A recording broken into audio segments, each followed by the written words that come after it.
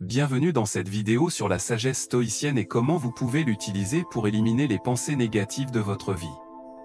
Aujourd'hui, nous allons explorer des concepts anciens mais puissants, qui ont aidé les plus grands philosophes stoïciens à maîtriser leur esprit et à vivre en paix, malgré les défis de la vie. Si vous cherchez à vous débarrasser de ces pensées envahissantes qui vous empêchent de trouver le calme intérieur, cette vidéo est pour vous. Avant de commencer, n'oubliez pas de vous abonner à la chaîne pour plus de contenu sur la philosophie stoïcienne et le développement personnel. Pour vaincre un ennemi, il faut d'abord le comprendre. Nos pensées négatives ne sont pas des choses extérieures, elles viennent de l'intérieur. Les stoïciens enseignaient que ce n'est pas ce qui nous arrive qui nous perturbe, mais notre perception des événements. Épictète disait, ce ne sont pas les choses elles-mêmes qui troublent les hommes, mais les jugements qu'ils portent sur elles.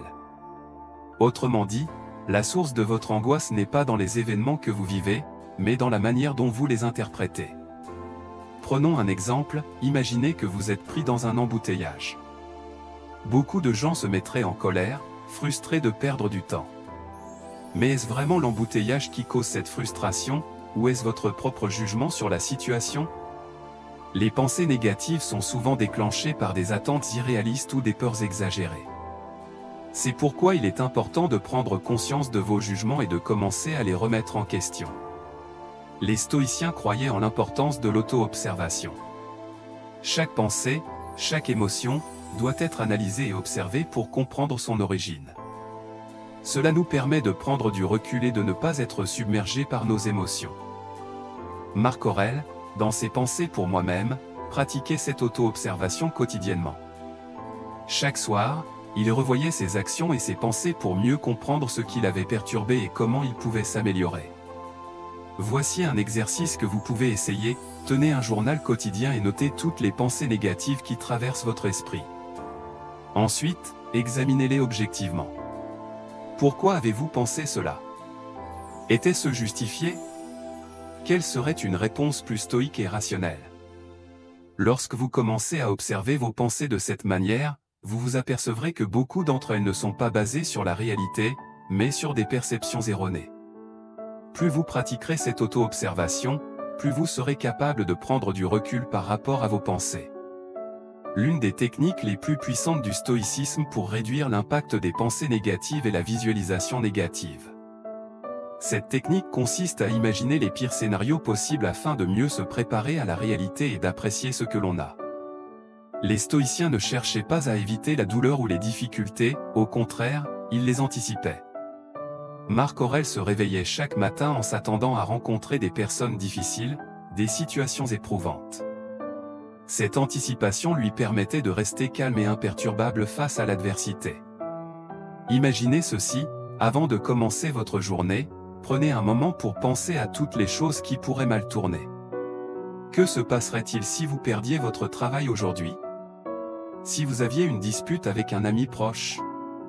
Cela peut sembler contre-intuitif, mais cet exercice vous prépare mentalement à accepter la réalité telle qu'elle est, et non comme vous voudriez qu'elle soit.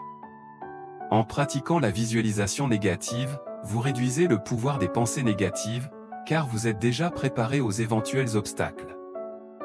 Un autre aspect crucial du stoïcisme est le détachement émotionnel. Ce détachement ne signifie pas devenir insensible, mais apprendre à contrôler vos émotions au lieu de les laisser vous contrôler.